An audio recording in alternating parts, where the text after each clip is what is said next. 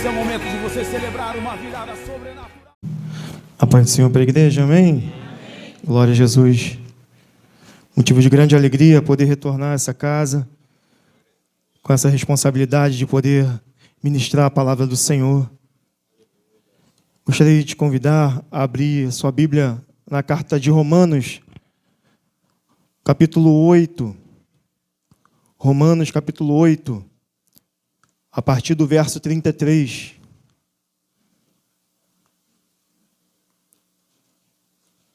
A palavra que me descreve hoje, pastor Moisés, é gratidão em poder estar subindo essa tribuna novamente.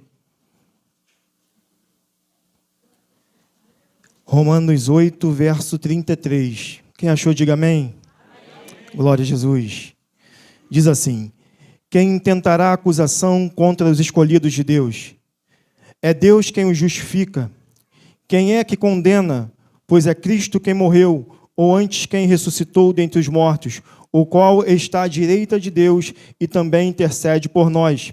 Quem nos separará do amor de Cristo? A tribulação, ou a angústia, ou a perseguição, ou a fome, ou a nudez, ou o perigo, ou a espada. Como está escrito: por amor de ti somos entregues à morte todo dia. Somos reputados como ovelhas para o matadouro. Mas em todas essas coisas somos mais do que vencedores por aquele que nos amou. Vamos repetir o verso 37? Mas em todas...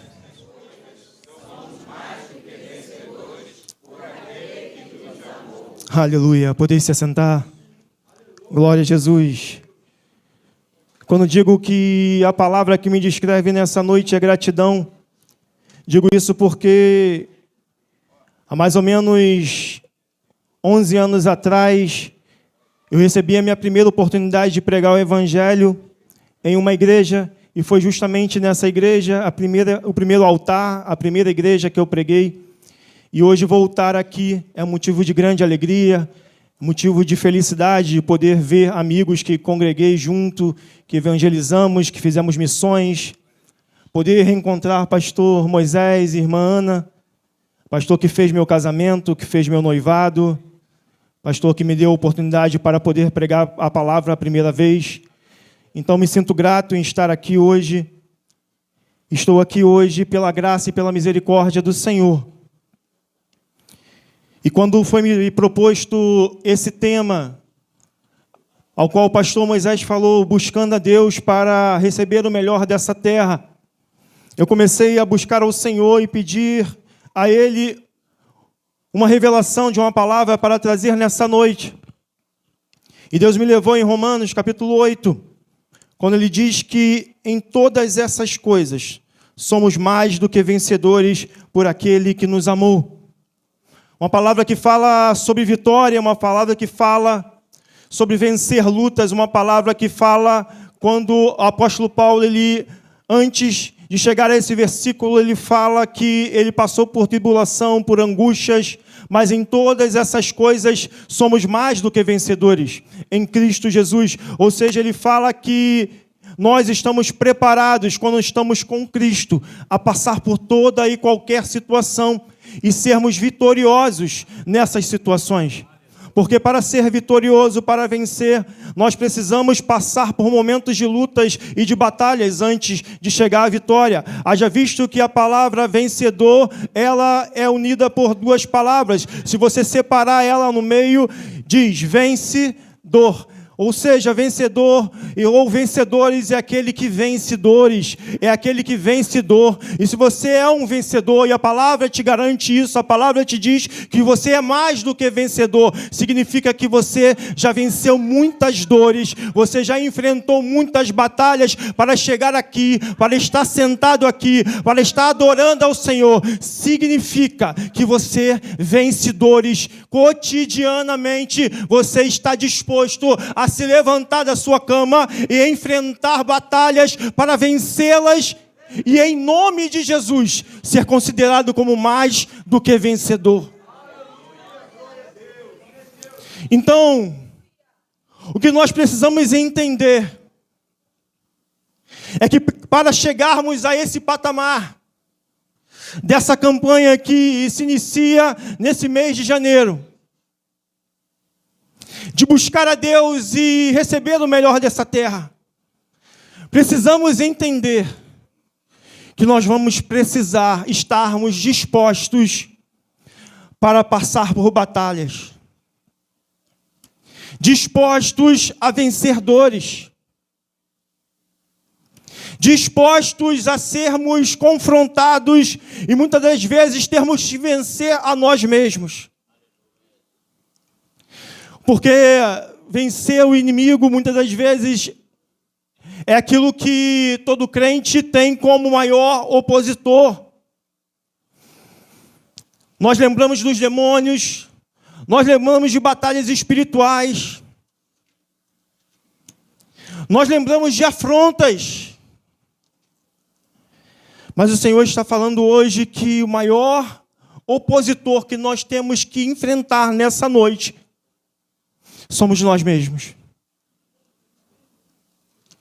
Somos nós mesmos.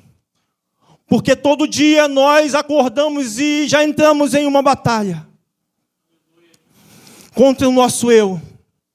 Porque a carne, ela milita contra o espírito todo dia. E nós precisamos entender que para chegarmos a essa estatura que o apóstolo Paulo fala, que vamos chegar de mais do que vencedores. O primeiro inimigo que eu tenho que vencer é o Franklin. O primeiro inimigo que o pastor Moisés precisa vencer é o Moisés Barreto. O primeiro inimigo que os homens que estão nessa tribuna precisam vencer a cada dia para estarem de pé, para estarem preparados para herdar o melhor da terra, são eles mesmos. Porque o pastor Moisés, quando estávamos chegando aqui, eu ouvi a oração dele. E uma parte da oração ele falou: Senhor, me ensina a te vencer, a me vencer no final do meu ministério. Porque muitas das vezes nós relaxamos quando estamos chegando a um certo patamar do ministério, e é nesse momento que nós caímos. Foi a palavra dele. Isso me acendeu um despertamento para que nesse ano eu possa me despertar a lutar contra mim mesmo todo dia e saber que o maior inimigo que eu preciso vencer sou eu mesmo. E aí Deus me levou em Juízes capítulo 11, quando ele fala de um personagem chamado Jefté, que foi um juiz. Esse homem, a Bíblia diz que ele era filho de Gileade, porém era filho de Gileade com uma prostituta. E ali seus irmãos, eles resolvem expulsar Jefté de sua casa e diz que ele não iria herdar e não teria parte na herança junto com seus irmãos, justamente porque ele era filho de uma prostituta. Expulsam ele da sua casa. Ele vai morar no deserto com homens levianos. Cresce, aprende a ser líder no deserto, aprende a vencer dores no deserto, aprende a vencer o sol, a vencer a sede, a vencer a falta, a vencer a fome, a ser um vencedor todo dia, a travar batalhas com inimigos no deserto.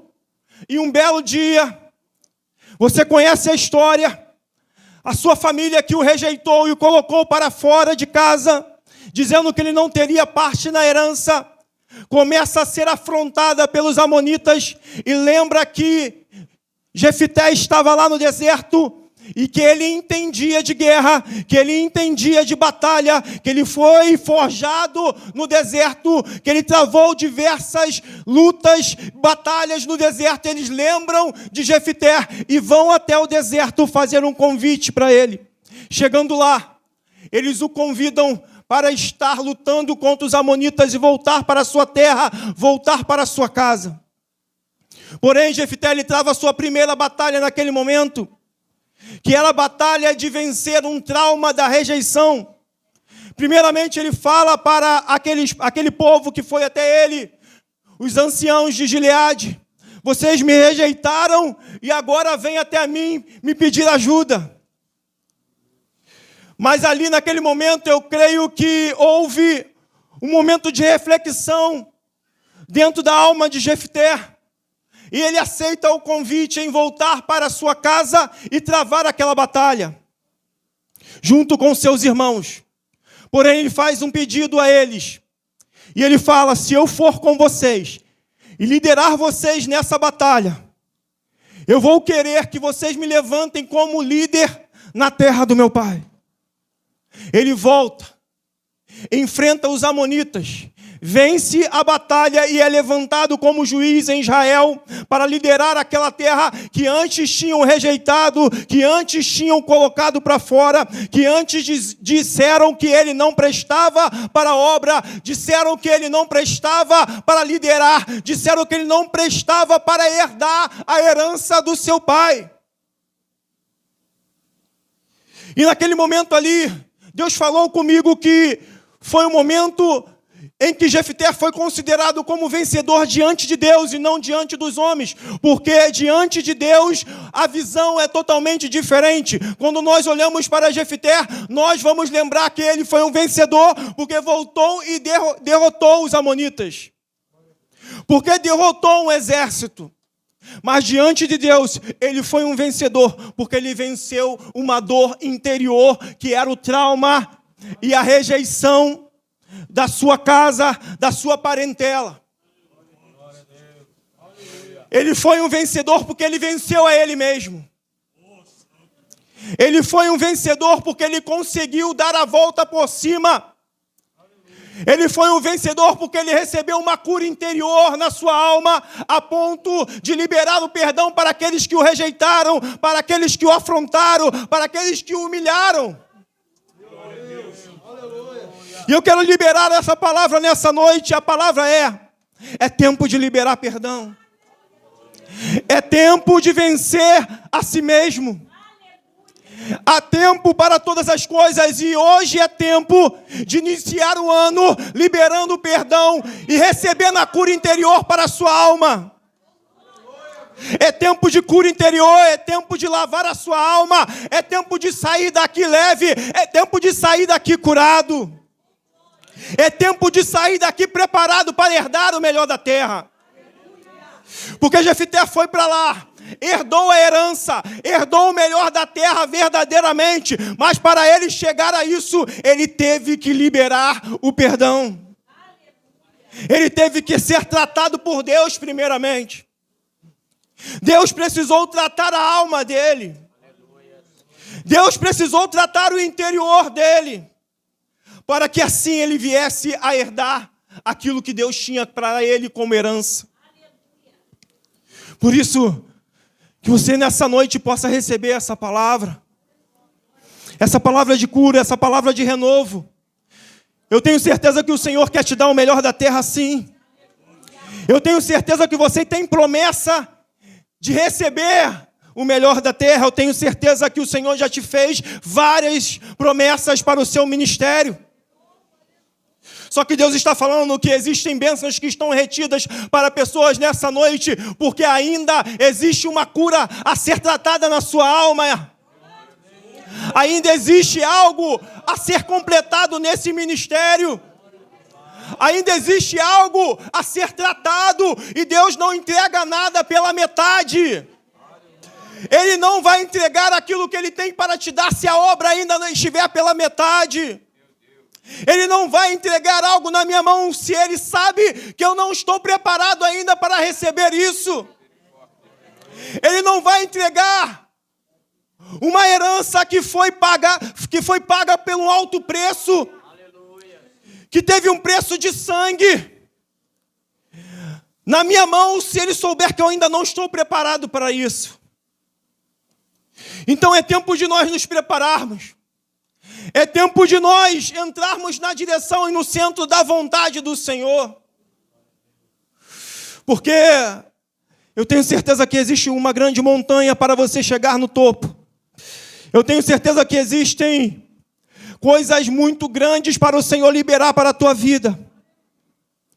E não foi em vão que Ele trouxe esse tema nessa campanha, não foi em vão que Ele te trouxe hoje, nessa noite, para estar se preparando para receber essa promessa. Mas eu tenho certeza que ela vai chegar. Eu tenho certeza que Ele vai te entregar. Eu tenho certeza que tudo aquilo que Deus projetou para a sua vida, Ele é fiel para completar a boa obra, aquilo que Ele começou, aquilo que Ele projetou. Jesus não erra quando Ele escolhe alguém, Ele não erra, Ele não errou em te escolher, Ele não errou em chamar o teu nome quando você estava lá fora, Ele não errou em investir em você, Ele não errou em investir em nós, mas existe um tempo de preparação. Assim como em Jeremias capítulo 18, existe o tempo de preparação do vaso na mão do oleiro. Existe o tempo de ser amassado, existe o tempo de ser moldado, existe o tempo de ser lançado na fornalha, existe o tempo de ficar na prateleira para receber a brisa e secar. Existe o tempo de ser peneirado, para tirar as impurezas, para tirar a sujeira, a pedra do barro, para que na fornalha ele não venha a se rachar com fogo. Existe um tempo de preparação do vaso. E Deus hoje, nessa noite, está te preparando, te formando, te moldando na mão do olheiro, para que você venha verdadeiramente a herdar o melhor dessa terra. O Senhor, nessa noite, Ele te diz que está chegando um tempo de cumprimento de promessas, um tempo de cumprimento de ministério, um tempo de exaltação, um tempo de subir degraus, um tempo de sair da mesmice, um tempo de sair da zona de conforto, um tempo de sair dos problemas, das desculpas, da procrastinação, um tempo de entrar no querer do Senhor. Porque não há mais tempo para perdermos, não há mais tempo para desculpa, não há mais tempo para criarmos empecilho para que o Senhor faça a obra em nossas vidas. Porque Jefté poderia dar várias desculpas para ir dar aquilo que Deus tinha para ele. Mas ele se levantou e foi tomar posse daquilo que Deus tinha para te dar. Então é noite de nós entendermos que não existe meio termo. Não tem como ficar em cima do muro. Não dá para ficar vendo a banda passar. Porque o tempo passa rápido. E quando nós vamos olhar, já estamos no final do nosso ministério e não construímos nada para a presença de Deus. É necessário nós entendermos que estamos nos últimos dias e que o Senhor conta com obreiros que estejam preparados para entrar na batalha como Jefté e fazer a obra do Senhor acontecer. Mesmo que tenha risco de morte, mesmo que tenha risco de ser excluído, mesmo que tenha risco de ser rejeitado, mas o Senhor conta com valentes nessa noite. O Senhor conta com a tua força na obra. O Senhor conta com o teu ministério nessa obra. O Senhor conta com a tua força de vontade no campo missionário. O Senhor conta com o teu serviço para que almas sejam resgatadas. O Senhor conta com você para que a tua família seja resgatada da morte, assim como Jefté foi usado para salvar os seus irmãos que iriam morrer. É muito sério o que estamos falando nessa noite. E se você começar a refletir sobre isso, você vai entender que se Jefté não se levanta, os seus irmãos iam morrer. Se Jefté não se levanta para defender a sua família iria morrer. E o que Deus está falando conosco, que se nós ficarmos sentados e prostrados, corremos um grande risco de ver pessoas que estão na nossa família, pessoas que estão ao nosso redor, morrer sem a salvação, porque não queremos nos levantar para fazer a obra do Senhor. Porque estamos acomodados na nossa zona de conforto, enquanto muitos estão morrendo e clamando por socorro, porque quando eles vão a Jefté, eles não vão fazendo um pedido comum, eles vão clamar pela sua vida, eles vão dizer para Jefté: Jefté, nos socorre, porque se você não nos socorrer, nós vamos morrer. E quantos estão fazendo esse pedido? Não com palavras, mas a alma está clamando por socorro. A alma está falando: Senhor, envia alguém para pregar o teu evangelho para mim. Senhor, envia alguém para me salvar. Senhor, envia alguém com a palavra de vitória. E nós precisamos nos levantar para fazer essa boa obra.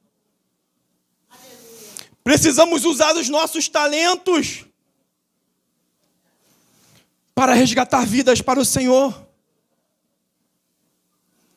E quantos estão com seus talentos enterrados? Quantos receberam do Senhor diversos dons, mas não estão usando esse dom para que a obra do Senhor seja feita, para que a obra de salvação seja feita? Temos visto o inimigo avançar em nossa nação. Temos visto jovens perder a vida na adolescência. Mas existe ainda uma igreja que está de joelho dobrado, como foi essa igreja. Existem pastores que estão orando como foi orado nessa noite. Senhor, guarda as nossas crianças, Senhor, guarda os nossos adolescentes, para que eles não venham a conhecer as drogas, para que eles não venham a conhecer a bebida, para que eles não venham a conhecer o cigarro, como foi orado nessa noite, nessa casa. Por isso, que o Senhor nessa noite Ele possa acender o fogo em nosso coração do primeiro amor. Acender o fogo nesses 30 dias de campanha, de culto, de oração nessa casa. Levantar uma igreja disposta, disponível para o reino, disponível para a batalha, disponível para a guerra. Porque, voltando ao início, a palavra vencedor é aquele que vence dor. Mas na igreja tem muitos que não querem mais vencer dor. Na igreja nós vemos pessoas que não querem sair da sua zona de conforto, porque sabe que se sair da zona de conforto vai enfrentar batalha, vai enfrentar dores, vai enfrentar a retaliação do inimigo. E aí tem aquele que olha para a montanha e fala: eu vou chegar lá no topo. E toma a atitude de começar a escalar a montanha, passa por dificuldades, passa por noites escuras, noites de frio, passa por fome, por sede, passa por perigo de animais nessa montanha, mas ele decide chegar ao topo da montanha e ele consegue. Mas existe aquele que olha para o topo da montanha, acha legal, acha bonito, acha alto, acha um lugar de exaltação, mas quando ele começa a pensar que o pé dele vai doer, que vai dar calo, quando ele começa a pensar que o joelho dele vai doer, quando ele começa a pensar que ele vai passar por fome, por sede, que à noite ele vai ter que dormir na mata e vai ter frio, quando ele começa a pensar nas dificuldades, no risco de morte, ele volta para trás e desiste de escalar a montanha. Mas hoje, nessa noite, eu tenho certeza que existem pessoas aqui que vieram disponíveis para escalar e chegar a um lugar de alto e sublime trono, no alto e sublime trono, um lugar de exaltação, no lugar que o Senhor tem preparado para nós. Não há mais tempo para a zona de conforto, não há mais tempo para ficar parado, não há mais tempo para negligenciar aquilo que o Senhor colocou em nossas mãos. Não há mais tempo para enterrar os dons, não há mais tempo para enterrar os talentos. É tempo de arregaçar as mangas e fazer a obra do Senhor com excelência. Aleluia! Oh! É tempo do Senhor levantar aquele que estava prostrado. É tempo do Senhor soprar no vale dos ossos secos e levantar aquele soldado que está morto, que está sequíssimo, que as pessoas olham e falam: não tem mais vida, não tem mais como levantar, não tem mais como ser um exército, não tem mais como ser um soldado, está morto, está seco, não existe mais o Espírito de Deus nele. E o Senhor está falando: profeta Ezequiel, pode ter vida nesse vale de ossos secos. Aleluia! E ele responde: Senhor, tu sabes. Senhor, tu sabes. Então profetiza, Ezequiel. Profetiza a vida no vale dos ossos secos. E a palavra do Senhor diz que cada osso no seu osso começa a se juntar. E começa a nascer nervo, começa a nascer carne. E chega um momento que está lá o corpo, mas falta o espírito. E Ezequiel, ele profetiza o espírito. E aquele exército que estava sequíssimo, ele se levanta como um grande, poderoso e vivo exército para estar batalhando novamente na obra do Senhor. E Deus hoje nessa noite, ele está falando que a primeira restauração é cada osso no seu osso. A primeira restauração é cada osso no seu osso, bem ajustado, totalmente ligado, unidos. O Senhor está falando: é tempo de união, é tempo de cada osso no seu osso, é tempo de dar as mãos, é tempo de construir pontes e não muros, é tempo de se levantar como igreja unida, é tempo de se levantar como um grande exército, é tempo de união. Cada osso no seu osso, cada osso no seu osso, cada ministério ajudando o outro ministério. É tempo de sermos igreja nessa terra. É tempo de nos levantar unidos para ganhar almas para o Senhor. Lembro de um projeto que fizemos nessa igreja, chamado Um Dia com Deus. Nesse projeto eu vi a união da igreja. Nesse projeto eu vi cada osso no seu osso. Nesse projeto dividimos grupos, enquanto um grupo estava aqui orando de joelhos, um grupo estava evangelizando na Praça da Matriz, em São João, os moradores de rua. Enquanto o outro grupo estava evangelizando, tinha um grupo formando um bazar e montando as roupas. Enquanto esse grupo estava montando as roupas, tinha outro montando a barbearia. E ali conseguimos um lugar, um centro social. E nós fomos para a rua, trouxemos 11 moradores de rua. De manhã cedo, domingo. E quando eles chegaram, já estava tudo preparado pelos outros grupos que estavam aqui na igreja. Café da manhã, roupa, barbearia. E ali eles tomaram banho. Teve irmão que cortou as unhas. Teve irmão que cortou o cabelo. Teve irmão que deu o café da manhã para eles. E no final nós trouxemos um pregador que também era ex-morador de rua e que era pastor. E ele pregou a palavra nesse centro social em que nós levamos ele. E os 11 moradores de rua aceitaram a Jesus naquele dia. E no mesmo dia nós levamos eles para o centro de recuperação. 11 almas foram salvas num único dia, por causa da união da igreja, porque a igreja estava unida, osso no seu osso. 10 daqueles moradores de rua voltaram para a rua de novo, mas uma senhora ficou firme no centro de recuperação e faleceu dentro desse centro de recuperação, salva pela graça e pelo sangue do Senhor Jesus. Valeu a pena todo o trabalho porque uma alma foi salva. Valeu a pena todo o trabalho porque Deus mostrou que a igreja unida, ela tem poder para saquear o inferno. Valeu a pena porque Deus mostrou qual é o propósito da igreja, que é estar unida, ligada, no mesmo espírito, não para vanglória, não para se engrandecer, mas um para ajudar o outro e entender que nós nos ajudando, nós temos poder para saquear o inferno. Se nós nos ajudarmos, não tem inimigo que fique de pé. Não tem impedimento.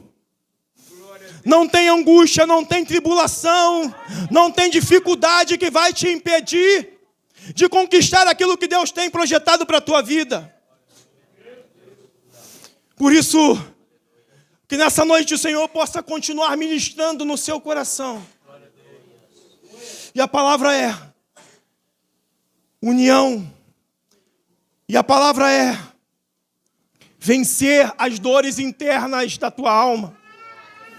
E a palavra é liberar o perdão, a palavra é a cura interior. E essa cura interior só pode ser dada pelo Espírito Santo se você e eu dermos autoridade para ele entrar dentro do nosso coração. Porque se nós continuarmos com o coração trancado, ele não tem como fazer a obra. Mas se nós abrirmos o nosso coração e falarmos: Senhor, a casa é tua, faça morada, eu te dou liberdade para ajeitar a casa, eu te dou liberdade para limpar o quartinho da bagunça escondido, eu te dou liberdade para arrumar aquilo que eu escondi, para que as pessoas não vejam. Eu te dou liberdade, Senhor, porque aqui dentro existe o quartinho da bagunça. Que os visitantes entram e eu fecho a porta para que eles não vejam o que tem dentro desse quarto. Mas para o Senhor, eu dou total liberdade para entrar dentro desse quarto e arrumar tudo aquilo que está fora do lugar. Tirar aquilo que me impede de te adorar. Tirar aquilo que me impede de fluir na adoração como eu fluía quando eu te aceitei, quando eu estava no primeiro amor. Tirar aquela sujeira que está escondida por debaixo do tapete. Arrumar, Senhor, aquilo que está escondido. E eu não te chamo como um visitante. Eu falo, Senhor, que se cumpra a tua palavra em minha vida, pois a tua palavra diz que você está à porta e bate, e se eu abrir a porta do meu coração, o Senhor entrará, e não será mais o visitante, o Senhor sentará à mesa comigo e ceará comigo. Pois o visitante ele não tem liberdade para se assentar à mesa e cear com o dono da casa, mas para ser e se assentar dentro dessa casa, ele não é mais o visitante. Ele está dentro da casa.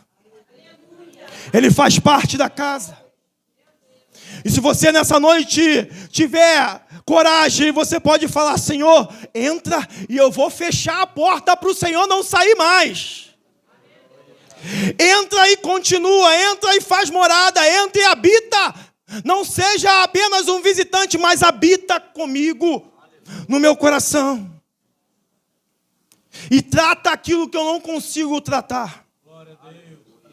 E cura aquela parte da minha alma que o psicólogo não conseguiu curar. Aleluia. Que o Rivotril não conseguiu curar. Aleluia. Que o remédio controlado não conseguiu curar. Que a terapia não conseguiu curar. Que os livros de autoajuda não conseguiram curar. Que o maior psicólogo não conseguiu curar, mas eu te dou liberdade, como a mulher do fluxo de sangue, que já tinha gastado tudo com os médicos, mas não conseguiu a cura. Eu te dou liberdade para entrar e fazer aquilo que o médico não conseguiu fazer. Aleluia! Porque nós temos visto um alto índice de crentes depressivos, de crentes tomando remédio controlado, de crentes que não conseguem mais dormir, de crentes viciados e dependentes no Rivotril. Mas o Senhor nessa noite está falando, existe cura interior para a tua alma ainda. Existe um Espírito Santo poderoso que cura aonde o médico não consegue curar. Existe um Espírito Santo poderoso que cura os traumas, que cura as feridas da tua alma nessa noite. Existe um Espírito Santo poderoso que te coloca de pé no meio das angústias para vencer as dores que tem te colocado para baixo. Para secar a lágrima que você chora e ninguém vê. Para secar a lágrima que só o seu travesseiro conhece. Que só o seu banheiro conhece. Que muitas das vezes nem o teu esposo conhece. Que muitas das vezes os seus filhos não conhecem. Mas Ele está aqui nessa noite, te dizendo que Ele te viu. Te dizendo que Ele te viu. Te dizendo que Ele te enxergou dentro daquele quarto, dentro daquele banheiro chorando. E hoje se cumpre a promessa e a palavra do Salmo 30, versículo 5, que diz: o choro pode durar uma noite, mas a alegria ela vem ao amanhecer. É noite do Senhor secar todas as lágrimas. É noite do Senhor secar as feridas. É noite do bálsamo de Gileade ser liberado na igreja. É noite do Senhor te curar. É noite do Senhor tratar a tua alma. Porque Jefté ele habitou em Gileade. E a Bíblia diz que lá em Gileade, Jeremias fala que existia o bálsamo de Gileade que era usado para curar feridas. E esse bálsamo, ele precisa ser liberado e derramado sobre a tua vida e sobre a minha vida, sobre a tua alma e sobre a minha alma nessa noite, porque é noite de cura para a nossa alma, para que venha liberar as promessas que estão retidas. Eu poderia chegar aqui e falar que o Senhor iria te dar o melhor da terra sem você fazer nada.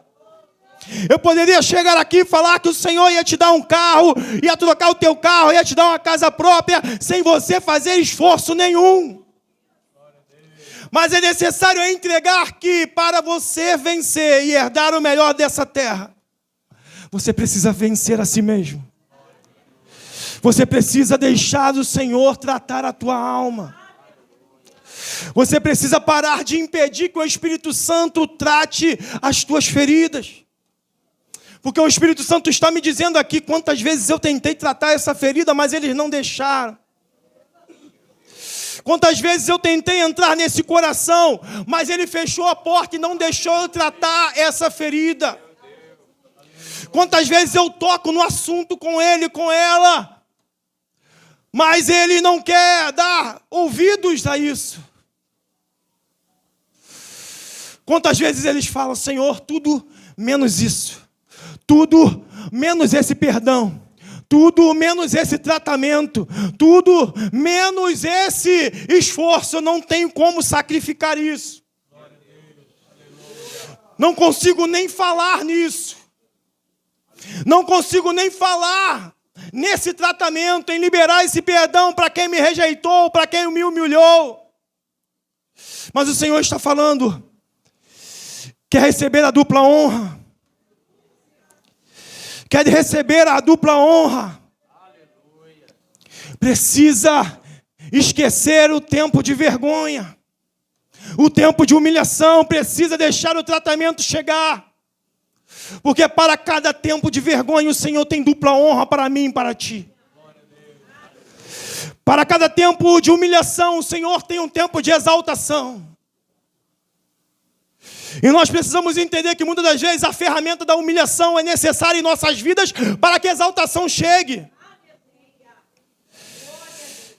Muitos estão lá em cima e olham agora para trás e lembram e falam: Senhor, se não fosse aquele tempo de humilhação, eu não estaria maduro para receber isso que o Senhor tem para me dar.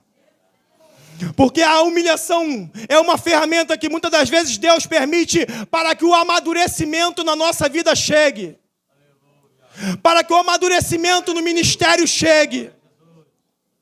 para que o amadurecimento como cristão, como obreiro chegue.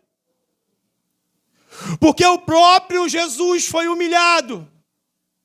E muitas das vezes nós não queremos passar por isso. E se o próprio Deus foi humilhado, mas ao terceiro dia foi exaltado, ressuscitou, está sentado no alto e sublime trono, nós precisamos entender que essa ferramenta ela é necessária em nossas vidas. Porque somos cristãos, e a palavra cristão significa pequenos cristos, parecidos com Cristos, parecidos com Jesus. E como nós queremos ser parecidos com Ele, se não queremos passar por aquilo que Ele passou? Não queremos aceitar os momentos de aflição que o Senhor permite em nossas vidas. Aleluia. Mas o Senhor está tratando nossas vidas nessa noite.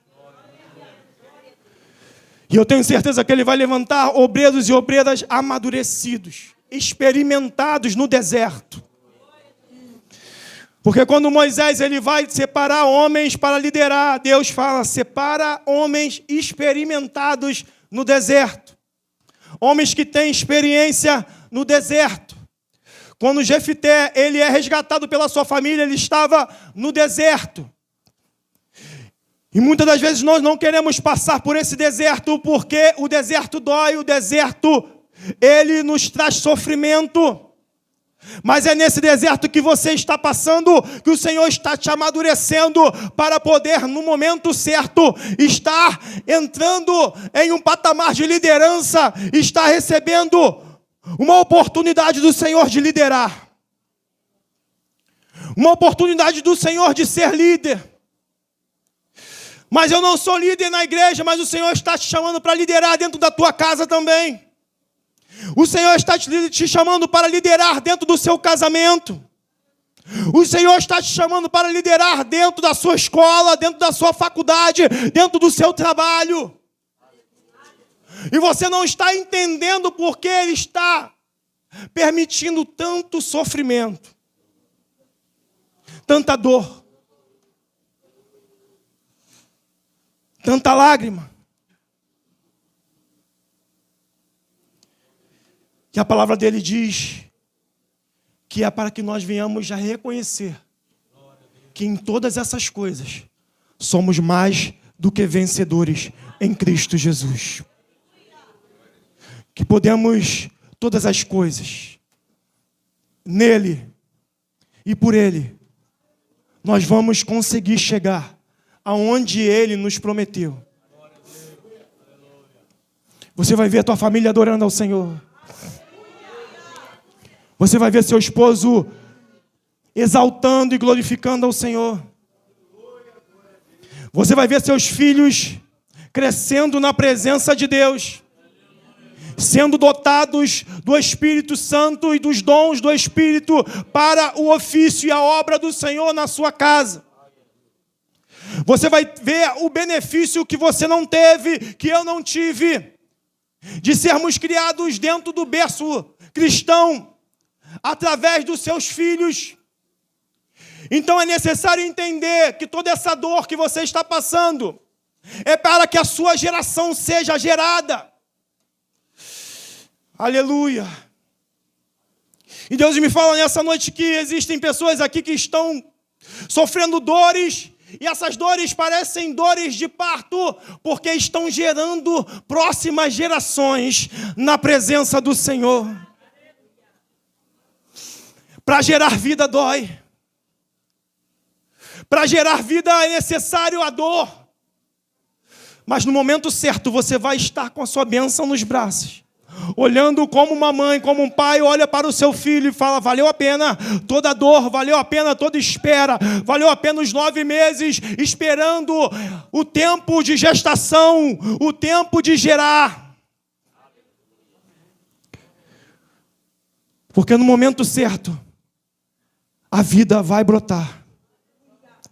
E você vai poder falar para o Senhor, Senhor, valeu a pena. Valeu a pena toda a dor. Valeu a pena toda espera. Valeu a pena sofrer contigo as aflições do Evangelho. Valeu a pena pagar o preço do Evangelho. Valeu a pena suportar. Valeu a pena esperar. E que o Senhor possa fazer você herdar o melhor dessa terra.